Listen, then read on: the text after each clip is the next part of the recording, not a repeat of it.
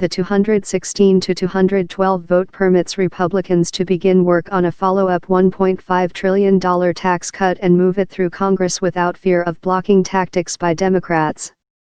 The tax bill is the top item on the GOP agenda, would be Trump's first major win in Congress and, Republicans hope, a much-needed boost for the party's political fortunes on the eve of next year's midterm elections.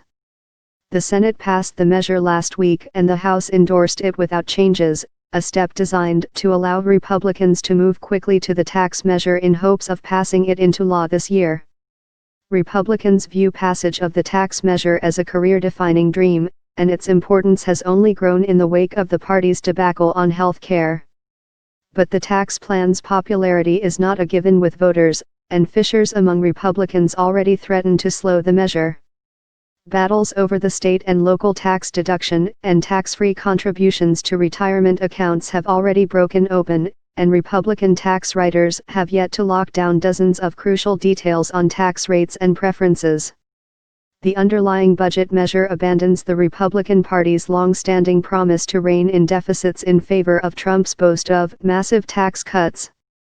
The measure drops proposed cuts to mandatory programs such as food stamps, though conservatives promise to take on spending cuts later. "I still feel strongly about addressing unsustainable mandatory spending," said Representative Diane Black, R10, who chairs the House Budget Committee. "I think we will tackle this important issue in the future. We don't have a choice." Democrats united against the plan, arguing its tax cuts will pad the bank accounts of the wealthy and the balance sheets of corporations, while delivering modest relief or none at all to middle-income taxpayers. These tax cuts will not create an economic boom, but will instead lead to a higher concentration of wealth among the rich, while dramatically increasing deficits and debt, said Representative John Yarmouth, D. Kentucky Brady, for instance, told reporters on Wednesday morning that he's still looking at curtailing tax-free deposits in 401(k) retirement accounts, a move that could raise revenue in the near term as retirement savings shift to Roth-style accounts that are funded with after-tax earnings.